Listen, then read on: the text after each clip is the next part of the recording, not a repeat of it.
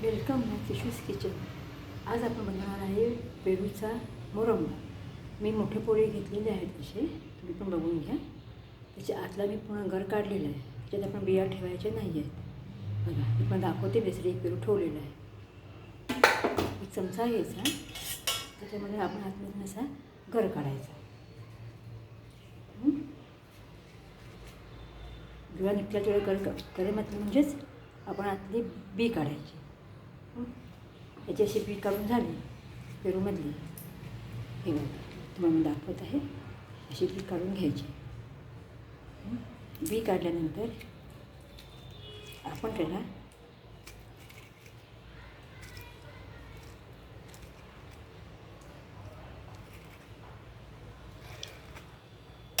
मी सगळ्या पेरूची अशी बी काढलेली आहे.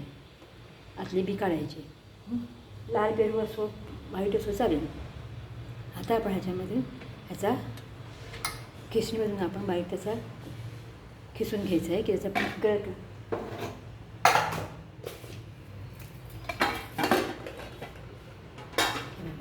छाचणी घेतलेली आहे आणि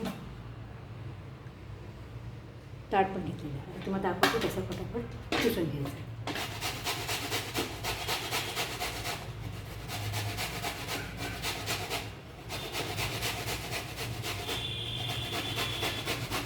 जेवढा घर निघेल तेवढा खिसून घ्यायचा.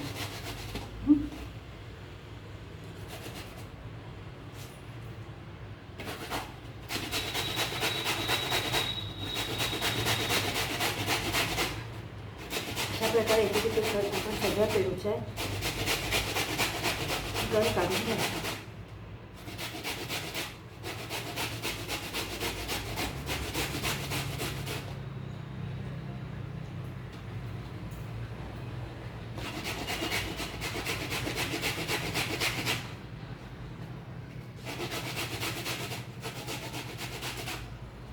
जेवढं खिसता येईल तेवढं गर काढायचं. त्याच्यामध्ये आपण अख्खी पोळी आली तर ते घ्यायची नाही. त्यामुळे काय आपला मुरंबा खराब होऊ शकतो. मध्ये आपल्याला तुकडे लागेल तसे आपले तुकडे नको.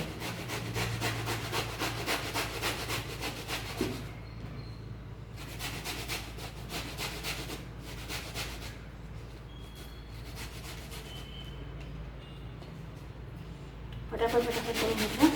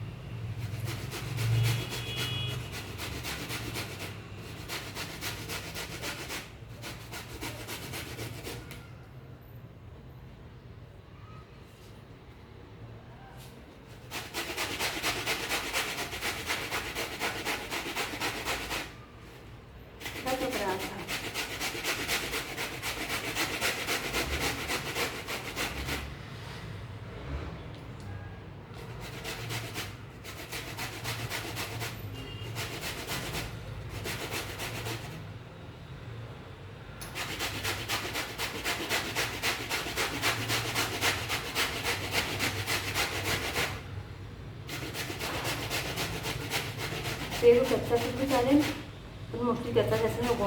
नॉर्मल कच्चा चालेल. थोडा हलका पिसला पाहिजे. त्याने काय फटाफट आपला पीस नाही. कच्चा त्याचं कडक लागेल आणि खायला पण तो चांगला लागणार नाही.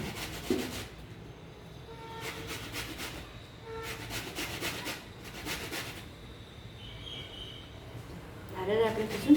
आता आपण एका साईडला कढई गरम करत ठेवूया गॅसवर. हो झालं तर आपण शेवटचं आहे.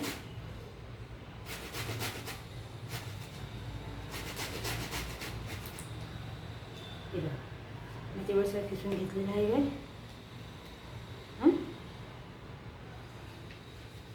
त्याने आपलं मोरंबा पण भरपूर होणार आहे. तर आपण 5-6 पेरू घेतले आहेत.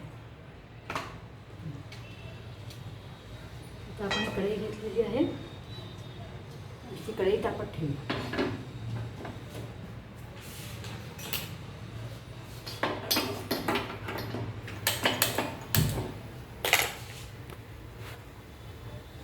आता आपण कढई तापत ठेवलेली आहे. आणि कढईमध्ये आपण 2-3 चमचे तूप टाकायचं आहे.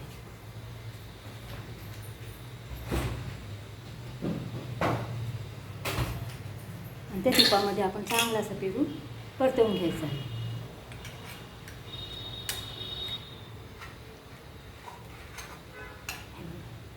तूप टाकलेलं आहे. त्यांनी केवळ आपल्या पेरूच्यामध्ये जे पाणी असतं ते पाणी थोडं निघून जाईल.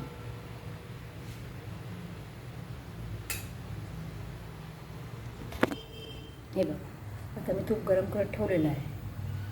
तूप थोडं गरम झालं की त्याच्यामध्ये आपण पेरूचे किसलेला पेरू टाकूया.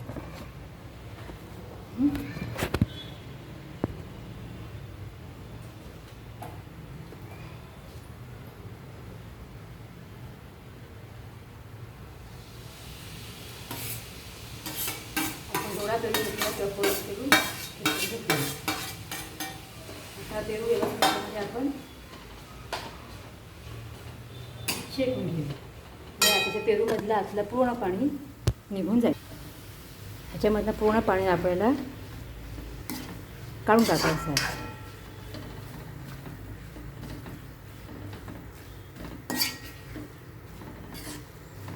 थोडं फास्ट गॅसवरतीच ठेवायचं, त्यामुळे काही लवकर होऊन जाईल.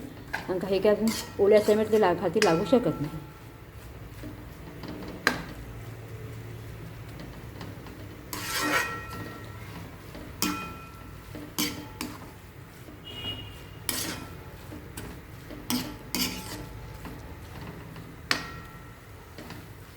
आणि जेवढी वाटी पेरूचा किस असेल आता त्यासाठी आपण ह्याच्यामध्ये साखर टाकायची आहे.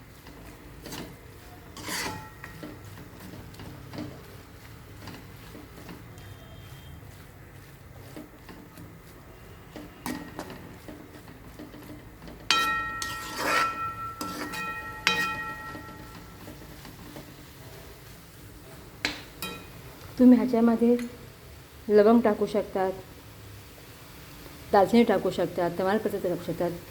तुमच्या आवडीनुसार आहे.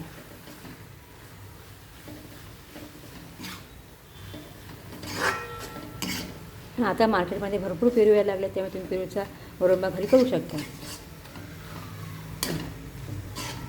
थोडं शिजायला लागलं आहे.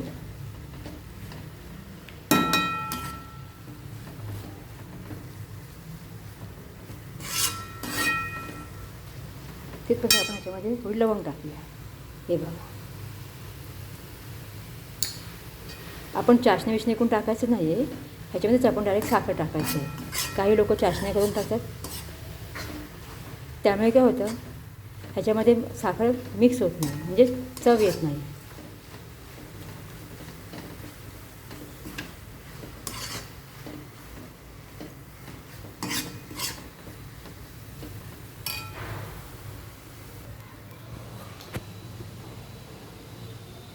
आता आपण जेवढी आहे पेरूचं आहे ह्या वाटीनुसार आपण ह्याच्यामध्ये साखर टाकायची.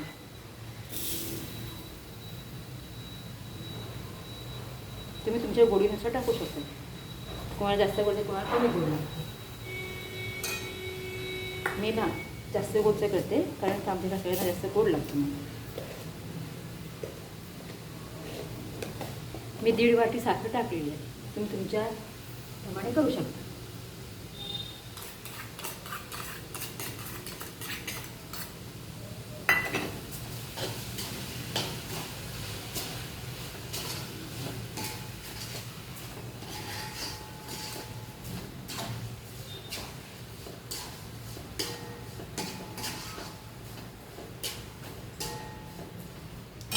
साखर टाकल्यानंतर ह्याच्यामध्ये पाक फुटलेला आहे. तुम्ही तुमच्या गोडीनुसार साखर टाकू शकता. मग किती गोड पाहिजे त्याप्रमाणे तुम्ही साखर टाकू शकता. माझ्या मिश्रणात कमी गोड असते त्यामुळे मी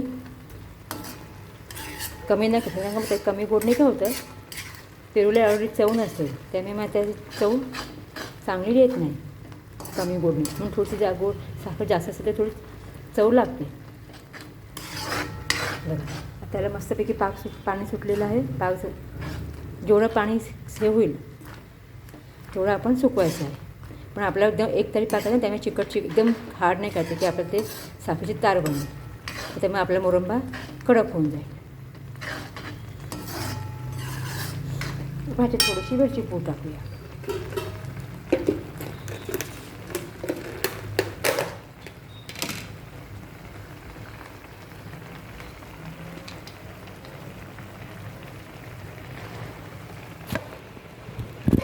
आपला गॅसवर शिजत आहे मोरंबा.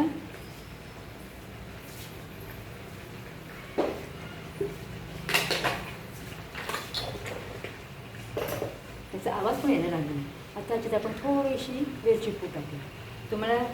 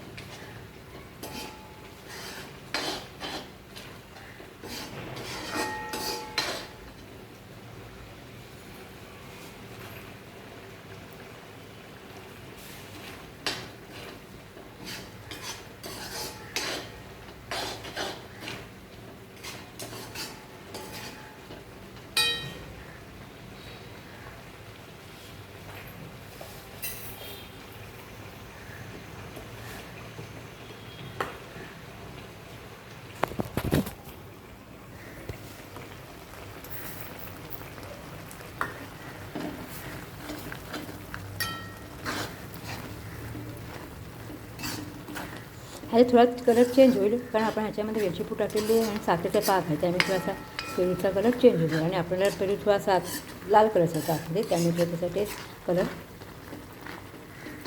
हलका लाल. आपण याच्यामध्ये कुठल्याच फूड कलर टाकायचा नाही. आता जो नॅचरल कलर त्याच नॅचरल कलरमध्ये आपण आपल्याला मोरंबा ठेवायचा आहे.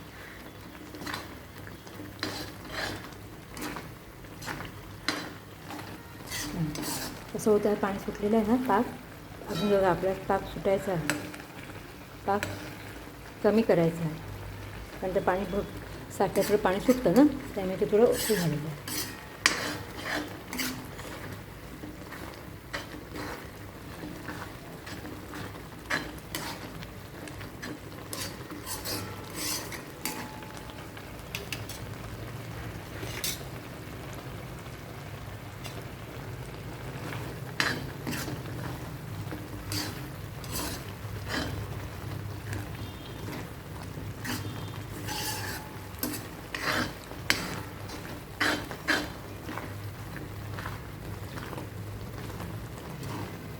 साईडनं आपल्या पापड दिसते तुम्हाला बुडबुडायला लागलेलं आहे, म्हणजे आपल्या आता मोरंबा होत आहे.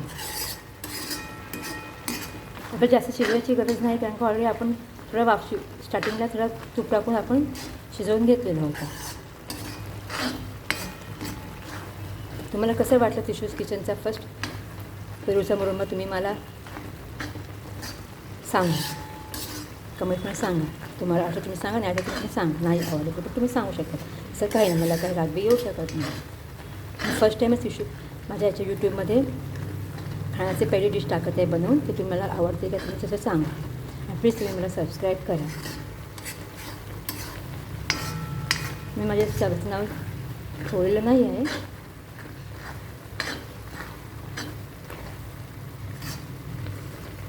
फर्स्ट टाईम मी माझं डिश बनवलेली आहे, तर तुम्ही मला सांगा तुम्हाला कशी वाटते ती. बघा आता इथे पाणी सुटत चालेल, कमी चालेल ना, तर बघा आता आपला पाक होत आलेला आहे, म्हणजे आपला मोरंबा होत आलेला आहे.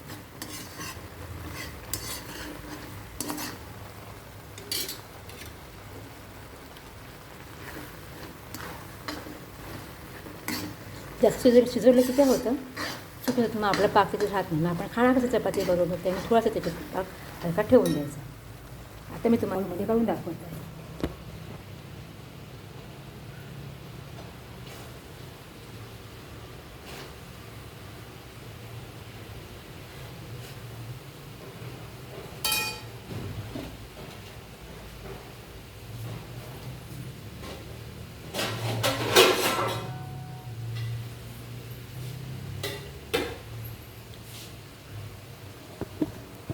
आता गॅस बंद करूया आणि तुम्ही मला सांगा तुम्हाला माझा पेरूचा मोरंबा कसा वाटला तो.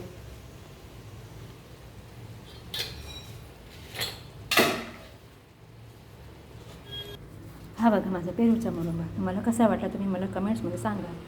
आवडला तर तुम्ही मला सबस्क्राईब पण करा.